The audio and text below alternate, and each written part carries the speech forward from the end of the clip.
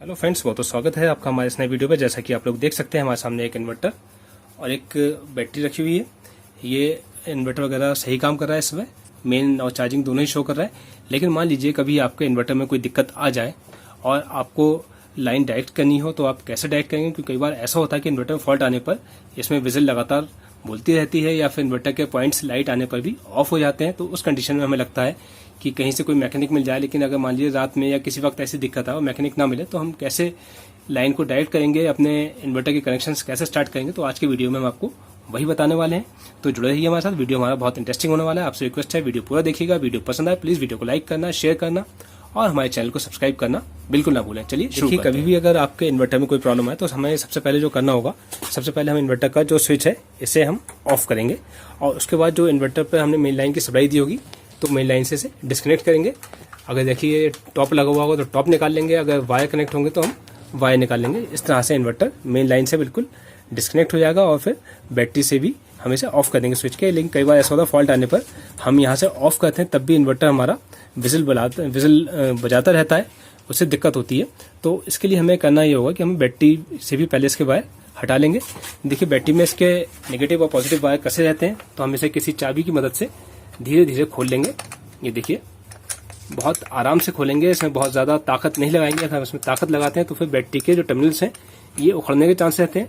इसे धीरे धीरे करके हम खोलेंगे। इस तरह से ये हमारा इन्वर्टर बैटरी से भी डिस्कनेक्ट हो जाएगा। लेकिन पहले हमें मेन लाइन से डिस्कनेक्ट करना होगा, उसके बाद हम बैटरी के तरफ आएंगे।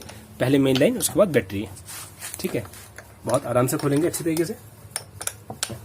अगर मान लीजिए कभी बैटरी के टर्मिनल्स पर कार्बन इकट्ठा हो जाता है, बहुत सारी इसमें गंदगी इकट्ठी होती है, तो जिसकी वजह से बैटरी के टर्मिनल्स पे हम ये जो हमारे पेज वगैरह है ये खोल नहीं पाते हैं।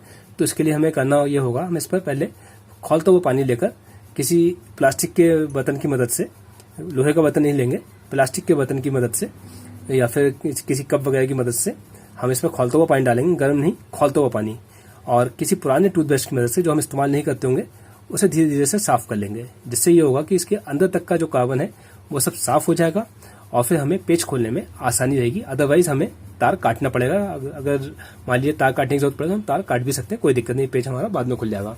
तो ये तो बात हुई आपका इन्वर्टर को डिस्कनेक्ट करने की। देखिए इन्वर्टर हमारा बिल्कुल डिस्कनेक्ट हो गया है, बैटरी से भी और मेन लाइन से भी। अब हमें लाइन जो डायरेक्ट करना होगी उसके लिए हमें करना क्या होगा, देखिए इन्वर्टर आपको घुमा के दिखाते हैं।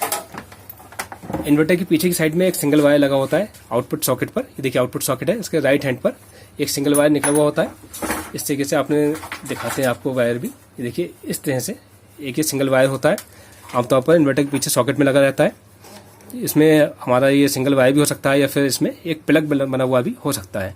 ठीक है, तो हम ये इन्वर्टर के पीछे से निकालेंगे, इसे हम उस सॉकेट में लगा देंगे राइट हैंड पर जहाँ से हमने इन्वर्टर का प्लग निकाला था। देखिए यहाँ पर हमारा इन्वर्टर का प्लग लगा हुआ था, तो यहाँ से हम ये जो हमने इन्वर्टर के पीछे से सॉकेट पर से जो वायर निकाला वो हम यहाँ पर लगा देंगे। इस तरह से लाइन हमारी डायरेक्ट हो जाएगी। स्विच हम ऑन कर लेंगे। अगर स्विच हम ऑन नहीं करेंगे तो फिर हमारा करंट इन्वर्टर के पॉइंट्स में नहीं जाएगा और लाइन हमारी ऑफ रहेगी। स्विच ऑन कर लेंगे, इससे इन्वर्टर के सारे कनेक्शन हमारे स्टार्ट हो जाएंगे। दोस्तों उम्मीद है आपको अच्छे से समझ में आ गया होगा। अगर फिर भी आपको कोई डाउट हो आप हमें कमेंट करके पता कर सकते हैं। वीडियो देखने के लिए आपका बहुत बहुत धन्यवाद।